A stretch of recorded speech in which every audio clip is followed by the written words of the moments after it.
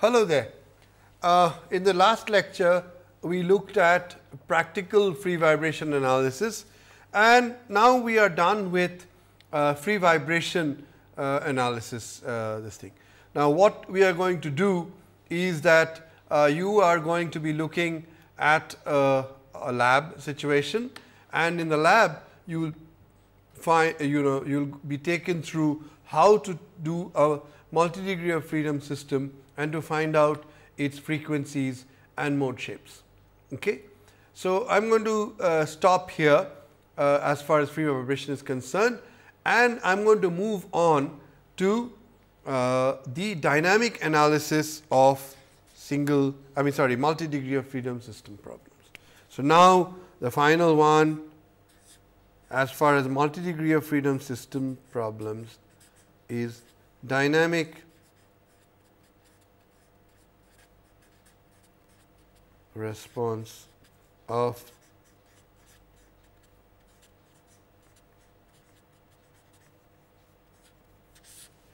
we are going to be looking at multi-degree of freedom dynamic response. Okay. Now, dynamic response, well, let us start. Remember last time I did say that you could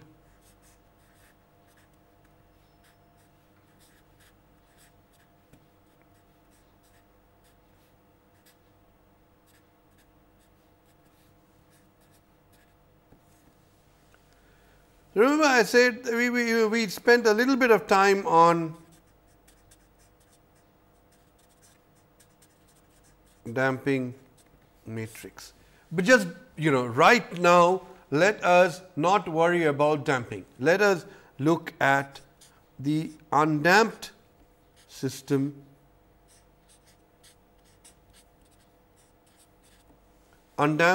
response. Okay. So, undamped system response is essentially this, subject to initial conditions given by these two. Okay. So, this is the problem that we are looking at, undamped system.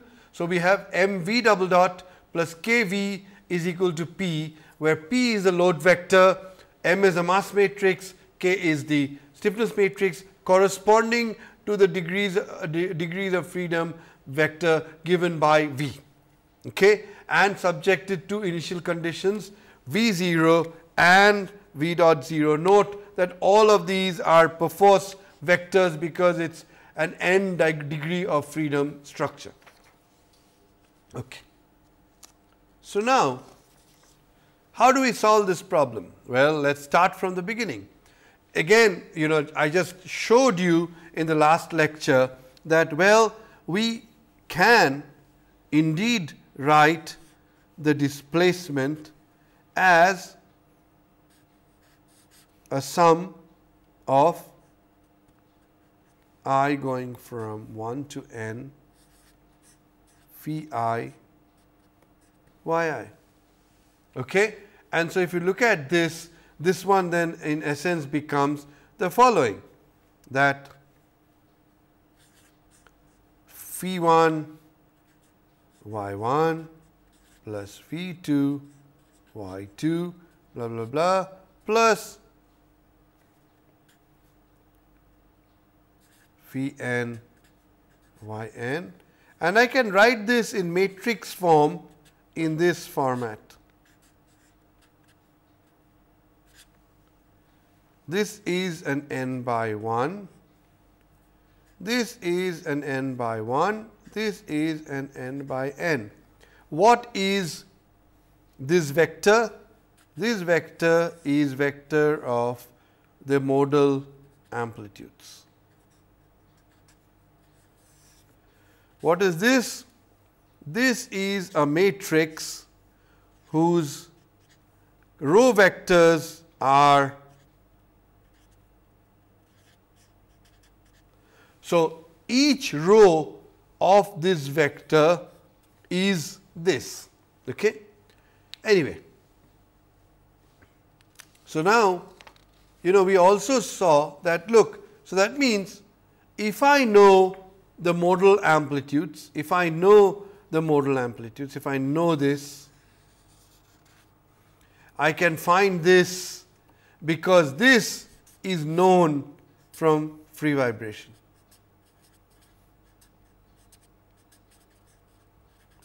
Okay. So, the way of going from y to v is relatively easy.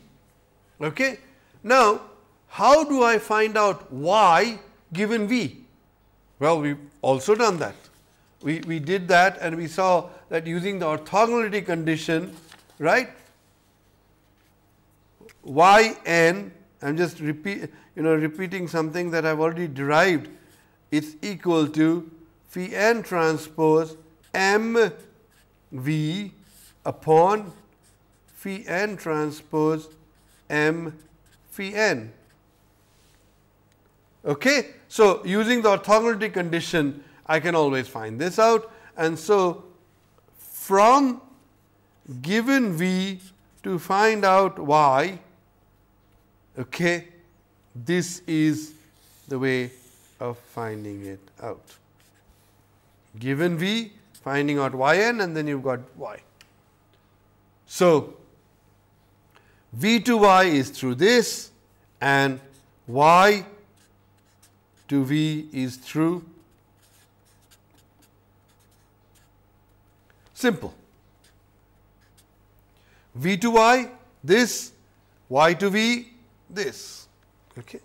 So, now given this, I can write my equation of motion. Let us look at this equation. This is m v double dot plus k v is equal to p. Okay. So, this is how this is written. Okay. Now, let me write. I know I want to write down v in terms of y. What will it be? It will be m into, now this is phi into y plus k into phi into y is equal to p. All I have done is substitute the fact that v is equal to phi y, and obviously v double dot, phi is not a function of t. So, the only thing that is a function of t is y, and so that is what comes, right, and that is all I have done.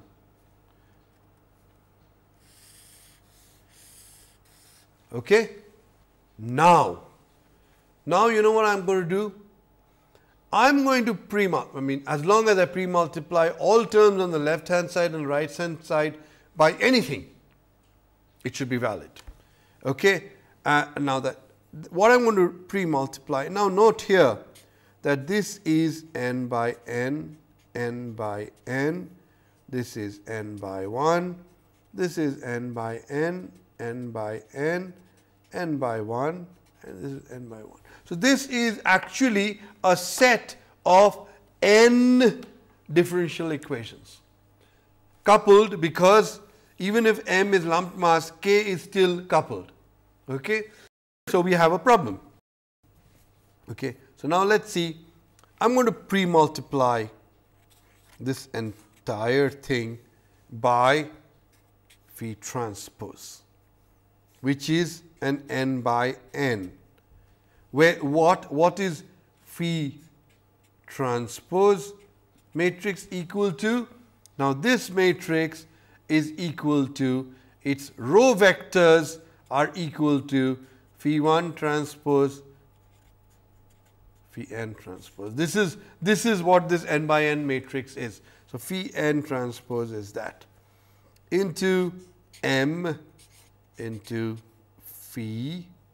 This is an n by n, this is an n by n, okay, and plus phi transpose k phi sorry, this is y double dot, this is y is equal to p. Again, all of these are n by n. Okay. So, this matrix and oh, by the way, sorry, phi transpose. Now, this is an n by n multiplied by n by 1, it is still an n by 1. So, what we have is we have continued taking n coupled linear differential equations, transformed it into still n coupled differential equations, and then this is also n differential equations. But let us see something very interesting, and that is, let us see what this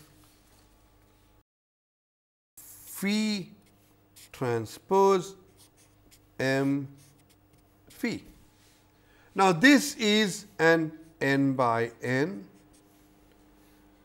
which is nothing but phi 1 transpose, phi 2 transpose, blah blah blah, up to phi n transpose into m into what is this?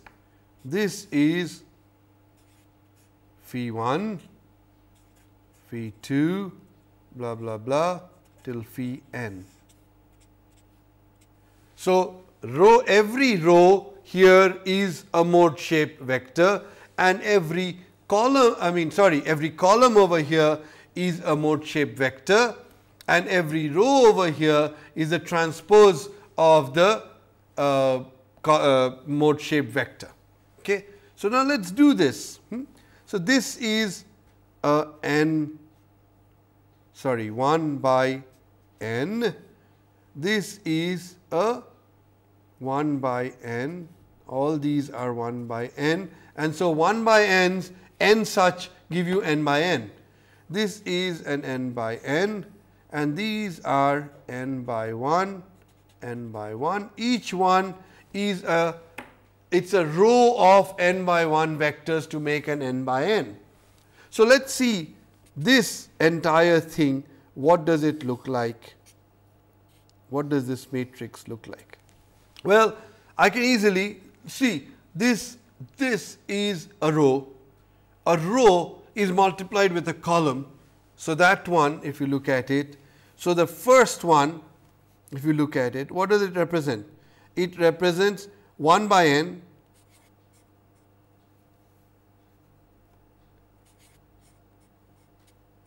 let me see what this represents. This is a 1 by n, this is a n by n, this is a n by 1. What is that? N into n by 1 is n by 1, 1 by n into n is a scalar. So, this is in this matrix, the first one is this. What is the second one? Phi 1 transpose m. Now, let us see. Phi 1 transpose m phi 2. What is that? I mean, and all of these, it goes up to phi 1 transpose m phi n. What are these? By definition, this is m1, and these are all 0, orthogonality property. Okay. So, if you look at this matrix, the next one is phi 2 transpose m phi 1, phi 2 transpose m phi 2. So, if you look at this one, this matrix looks like this: m1, m2,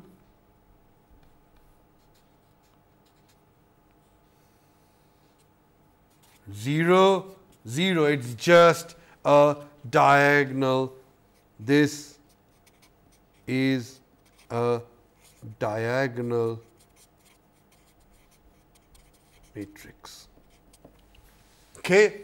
Let us now look at phi transpose k phi. Well, let us see what phi transpose k phi turns out to be equal to.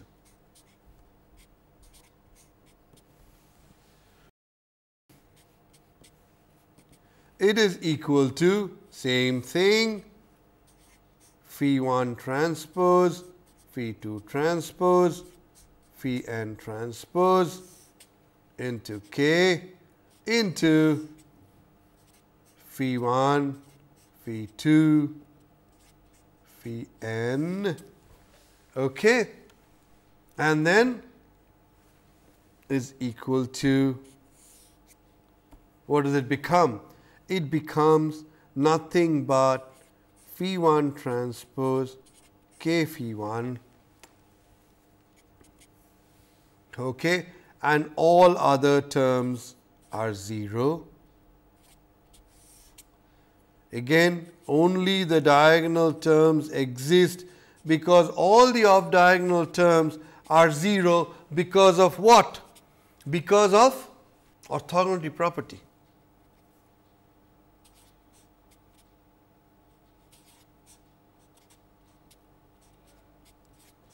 Note that since these are all 1 by n's and these are n by 1's, this each one, even though it is a matrix multiplication, is actually a scalar. Okay? So, therefore, a very, very interesting thing. What happens now? Once I have put this, once I have put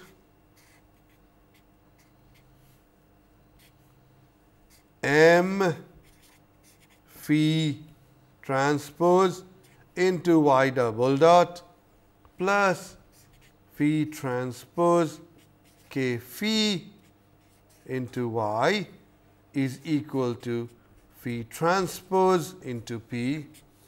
Okay. What is this?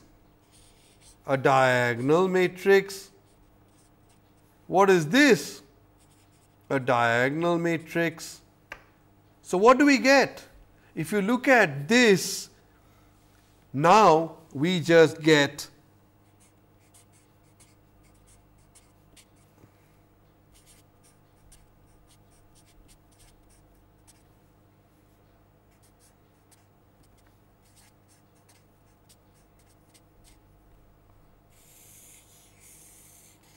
note that by this procedure, okay, I have transformed a problem which was in the original space.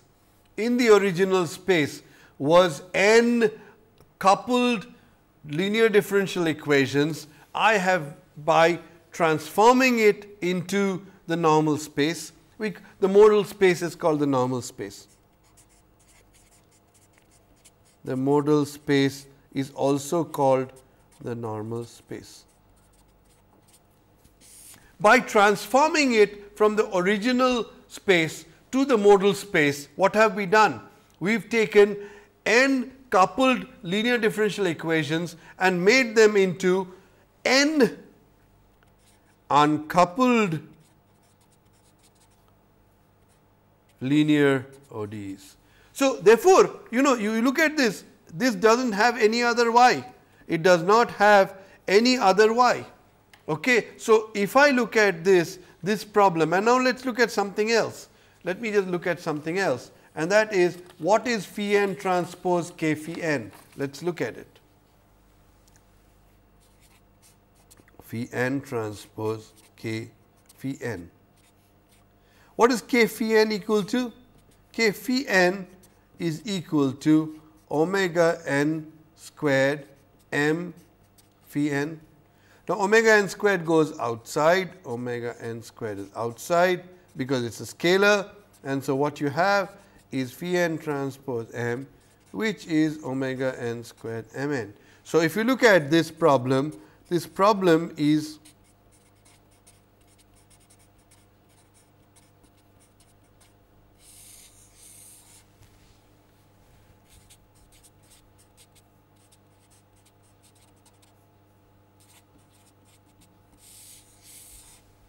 this, if you look at it, because you look at this, what was m into v plus k into v is equal to p, okay, and what is k? K is equal to omega squared m, because k upon m is equal to omega squared. So, so I could substitute in this way. If you look at this, this is identical.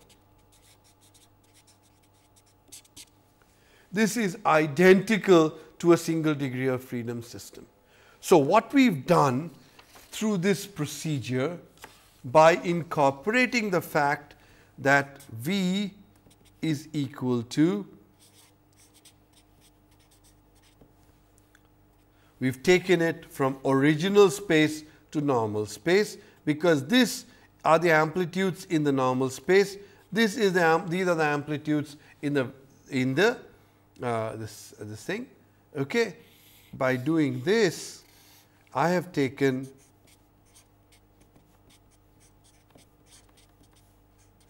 coupled equations, taken them n coupled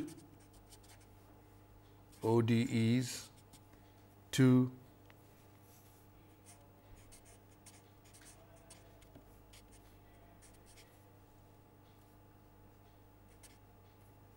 which is equal to omega n squared mn, yn is equal to p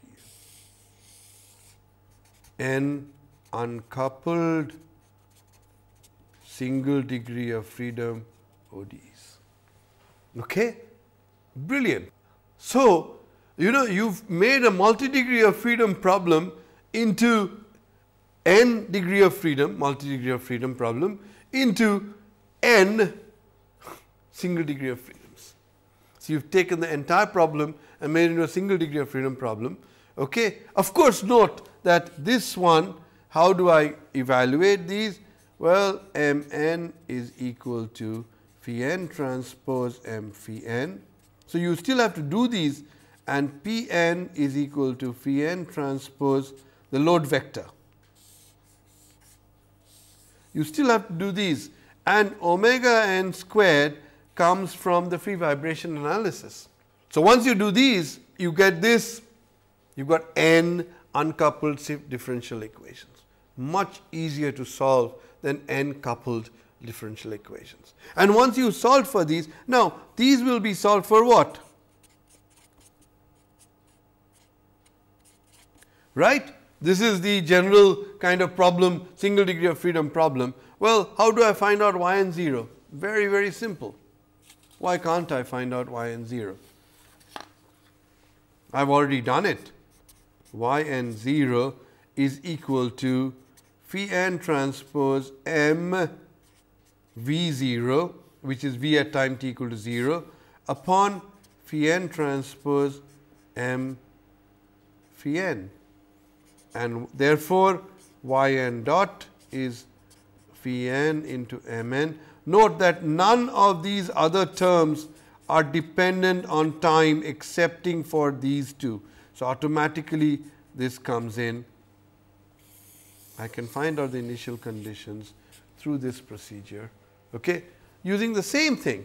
Okay. Remember that in one you go from V to Y, this is the going from V to Y, and the other one is going from Y to V. So, once you have solved for these yn, okay, you plug it back in here and you have got your displacement time history. Okay. So, this is a fairly easy way of doing things. Okay. And this approach of solving these problems is known as the mode superposition method. And as all superposition methods, this is only valid when you have a linear system. Okay. So, this what is the mode superposition method? The mode superposition method is based on the fact that any displacement quantity time is given by phi I going from 1 to n. This is your mode superposition, where phi I is a mode shape which is time independent, and the modal amplitude is time dependent. So, based on this and using the procedure, so once this is the basic mode superposition, that is what we are saying. Okay? And once we have this, and so the problem then becomes this. Okay? Let me write it down in an algorithmic fashion as to how you are going to use the mode superposition method to solve a multi-degree of freedom problem. Start. 1. Define degrees of freedom. Define the degrees of freedom. That will give you this, right? So, once you do that, then corresponding to this, find m, k and p vectors. Okay? So, mass, stiffness and find that. Then solve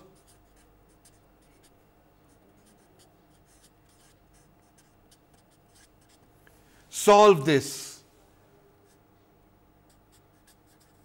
free vibration eigenvalue problem for omega n and phi n. 4.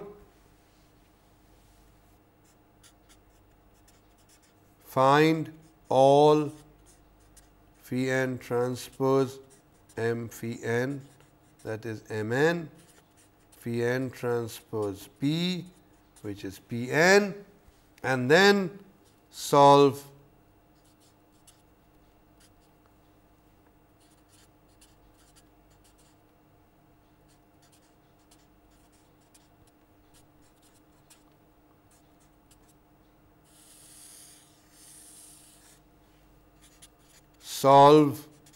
n single degree of freedom system problems, where m1 omega 1 dot plus omega 1 squared m1 y1 is equal to p1 of t. Well, this is a single degree of freedom. We already have solved many single degree of freedom problems. Okay, given so find this and also find out y n and y n 0 from v 0 and v dot 0. So, that basically you can solve this differential equation given initial conditions. Okay. So, once you have done that, so now this one gives you what? You solve for it and you get what? Think back to the single degree of freedom. Single degree of freedom gives you y n of t. Find y n of t using single degree of freedom response analysis procedures. So, find y n of t. Once you find y n of t, v of t is equal to summation I going from 1 to n phi n, sorry, this is phi n. So, phi n y n of t, that gives you your displacement. In fact, we can show later on, we will see that you can find out any displacement, any response quantity can be found out in terms of these modal amplitudes. And response analysis, because this is nothing but response analysis of multi-degree of freedom system problem. So, we have solved the undamped problem completely. Okay? So, we have solved the undamped problem. Now, let us look at the damped problem. And today, I shall only introduce you to the concept of the damping. And remember, I talked about proportional damping. Well, we will see. If you look at this, see, we are getting, by using mode superposition, we are getting the equation which looks like mn yn double dot plus omega n squared mn yn is equal to Pn. This is a single degree of freedom. It is an undamped single degree of freedom. So, now if I want to take this and make it into include damping at the single degree of freedom level, how should it look? It should look like this.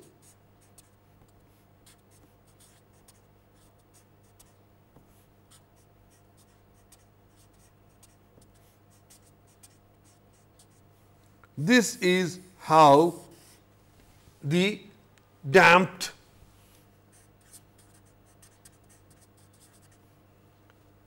nth modal equation look like, right. This is how it should look, and note that by definition k n is omega n squared m n, this is known. So, therefore, we should say that C n is equal to 2 xi n omega n m n. Analogy to single degree of freedom system, because this is still the single degree of freedom. So, all that we say is that if C n could be this. So, what does that mean? This means that it is perforce that your phi n transpose C phi, which is n by n, n by n, n by n, is also a diagonal matrix. C has to be such that you get this, and then this C n is equal to 2 xi n omega n m n. So, C matrix has to be such that these are diagonal and that C n is equal to 2 xi n omega n m n. Okay? Now the funny thing that happens is the following, okay? And that is that what happens? We have a peculiar situation that if C is of the form this, if C is equal to this, or C is equal to this, or C is equal to this plus this, since M and K are, so therefore, if I substitute this in, let us see if I substitute this, okay, what happens? Mass proportional. If suppose the stiffness the damping matrix is mass proportional, damping matrix mass proportional. What happens? Okay, if C is equal to alpha m, then phi transpose C phi becomes phi transpose alpha m phi. Alpha is a scalar, so this becomes alpha into phi n transpose m phi, and since we know this is diagonal and alpha into diagonal, this is the diagonal matrix. So, C is diagonal and therefore, we can uncouple it.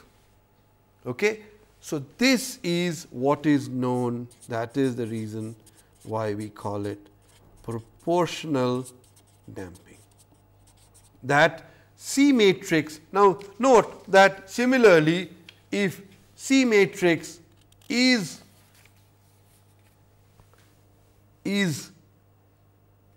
suppose the C matrix is stiffness proportional. You can again do this, as you substitute, you will get phi transpose K phi. You know that that's uncoupled. Okay? So, therefore, and then we talked about Rayleigh damping, right? Remember last time we talked about Rayleigh damping? Well, it's obvious, I am not going to go this. Phi transpose will just become phi transpose m plus phi beta into phi transpose K phi. All of those are diagonal. So, therefore, if you have proportional damping, okay, you will be able to use your, you will indeed for a damped system get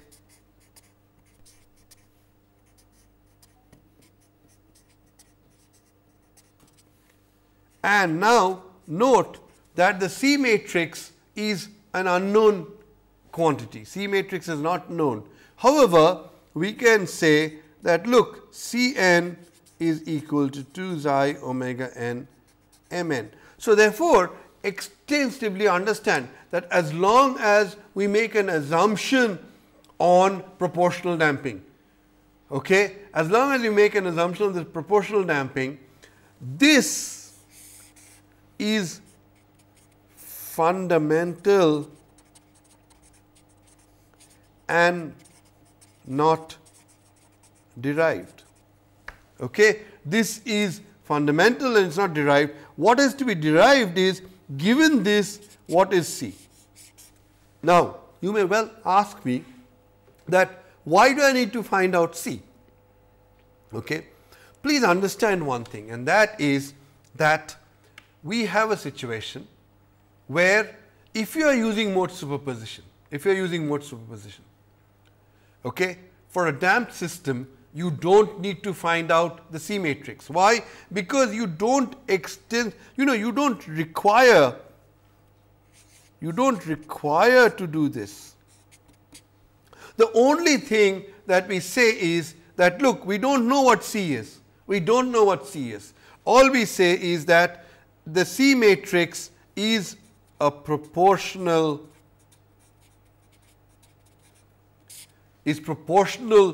damping such that this is a diagonal matrix such that we can uncouple the equations. Otherwise, you see, if this is not diagonal, what happens? Even if m and k are uncoupled, if the Cn are not uncoupled, then you through this Ca, the C, you get all the other y1, y2, y3, the other y's coming in, and then then the mode superposition is not a really useful, because all you are doing is taking it from coupling from one end into another end. Okay? But remember what I said, that look, we do not know what damping is. We make an assumption on damping, and we also say that look, this we don't know, it is some xi. It is not even xi n. I don't even know what xi n is. How can I find out the damping in every mode? I can't. I have no clue. All I know is that I define damping in every mode to be given by xi, and note that I don't need to know this C matrix at all. So, therefore, if you have a linear system, as long as you are linear, okay, just every mode define this. This becomes the property of every mode, and if this becomes the property of every mode, then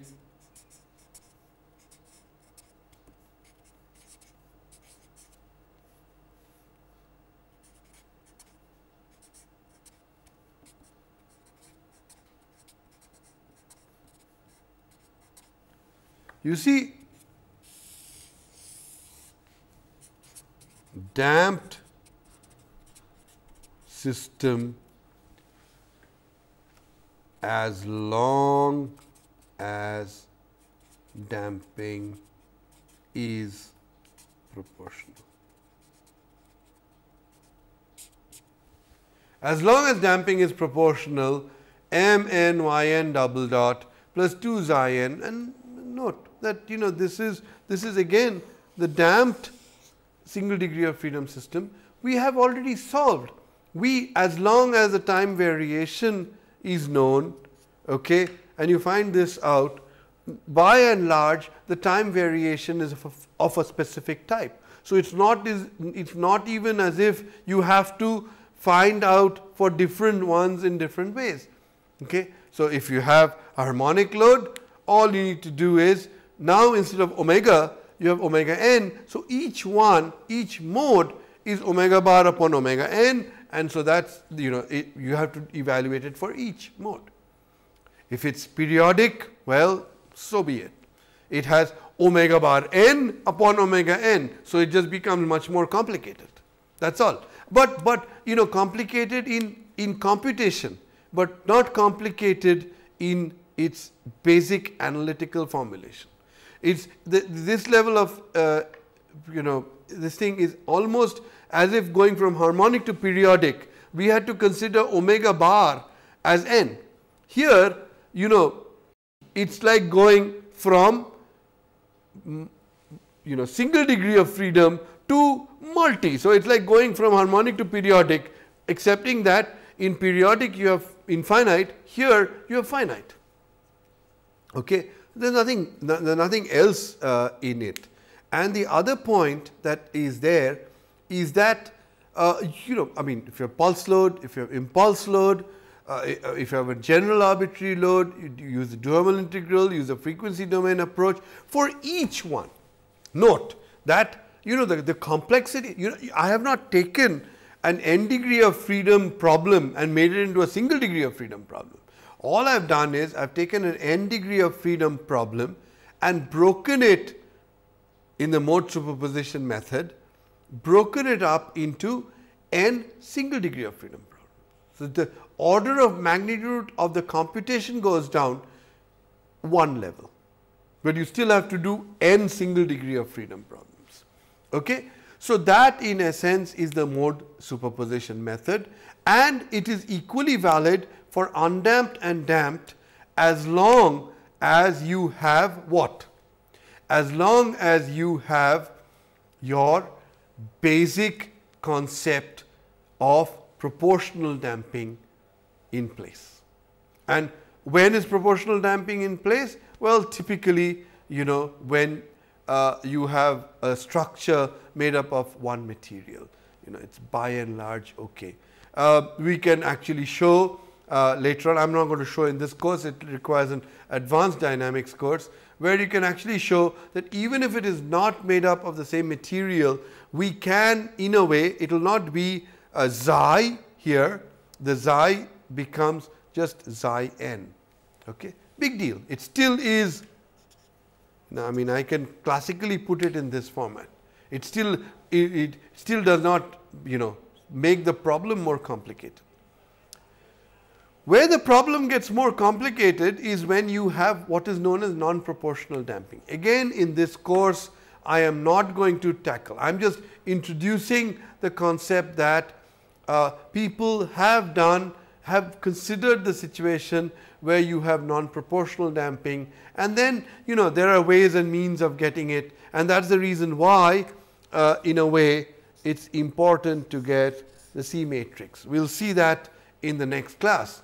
But in a sense, what we have over here is the following, that if you look at this particular problem, the mode superposition technique essentially breaks it down into smaller problems. The other issue that comes in is, can we reduce the problem further? And this is something that we see. Because of the nature of phi n. Okay. See, as you go, I have said yesterday, as you go from this, remember yesterday phi 1, 1, 1, the lower mode, and phi 2, omega 2, the higher mode. Okay. Now, what happens is, what is Pn? What is Pn? Pn is the contribution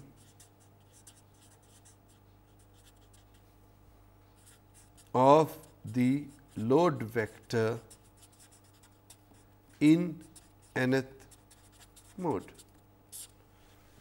Now, if you look at a load vector P, okay, typically let's look at a kind of a situation.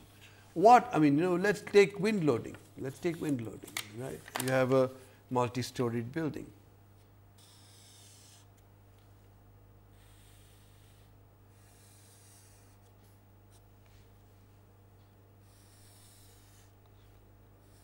Since I am not solving the problem, I can make it as complicated as possible.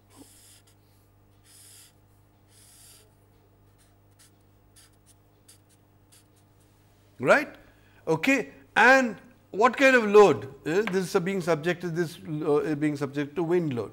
What kind of thing that do you have?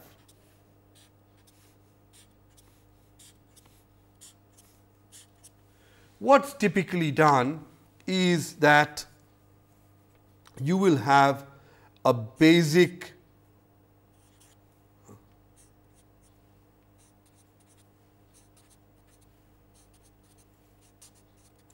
what is this?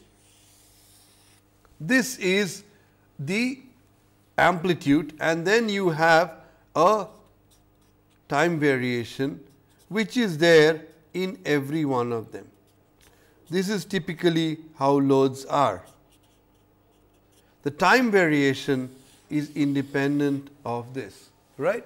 So, what you have is, how would this be? This would increase, this would go something like this, wouldn't it? This would increase. So, if you look at my PT vector, it would look like 1, 2, 3, 4, 5 or something like that. I am just taking it linearly into xi of t. So, typical loads are these. If you look at these, okay, these are simple kind of loads. If you have earthquake load, it will be like inertial load, all of those kind of things. We will come to it later. But loads are typically of a form such that if you look at phi n, as n increases, what happens? The phi n is a higher energy mode. Okay. So, if higher energy mode, and PT is typically is simple.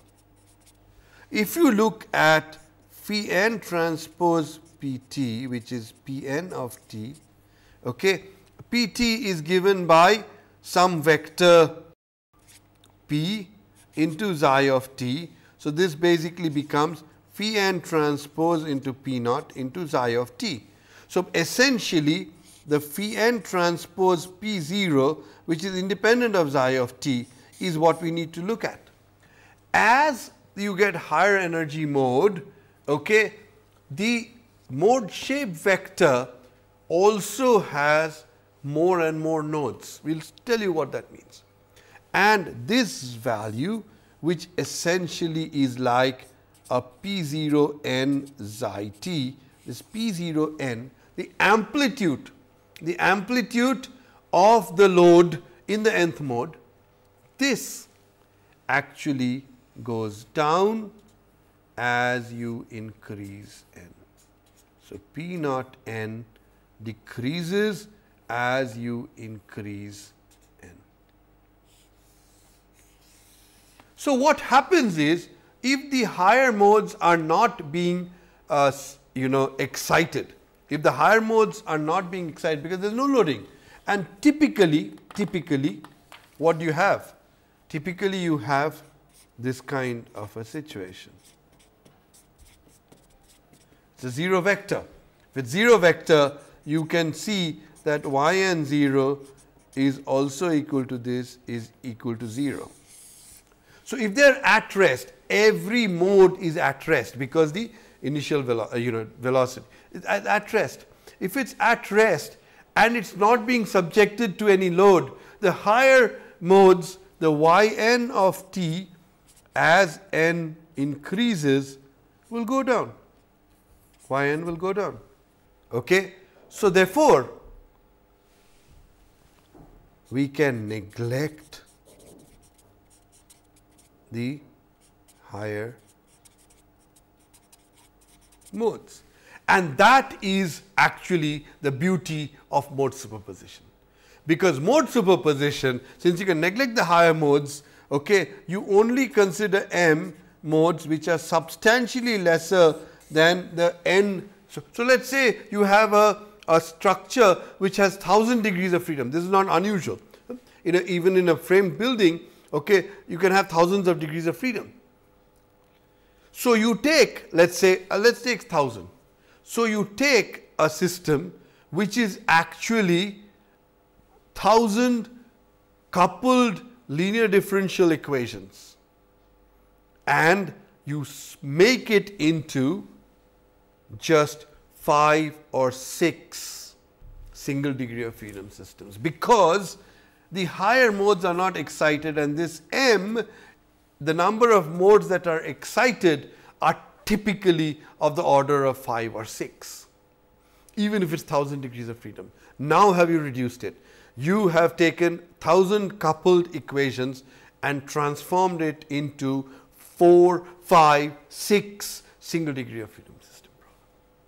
That is the huge numerical efficiency that you get from mode superposition method. Okay? So, I shall continue with the dynamic response to single degree of freedom, I mean to multi degree of freedom system, to various kinds of loads. And here I will not look at specific loads like I did harmonic, periodic, because you see, if I bring it to a single degree of freedom, I do not need to explicitly get it. But what we need to do is, we need to look at some special kinds of loads and see how to get the how to get the equations of motion. For example, earthquake. How do I get the equations of motion for an earthquake kind of a situation for a structure? Okay. So, we are going to do that, and once I do that, okay, we will look at we still have not talked about, we only said proportional damping, it works. We will have to see how we can get proportional damping. We will look at damping in a little bit broader sense for multi degree of freedom system problems. Okay. And finally, we will look at some examples to solve, to show you that indeed m is significantly less than n. Okay. So, that in essence is what I shall be looking at, dynamic response of multi degree of freedom system problems. Thank you. Bye.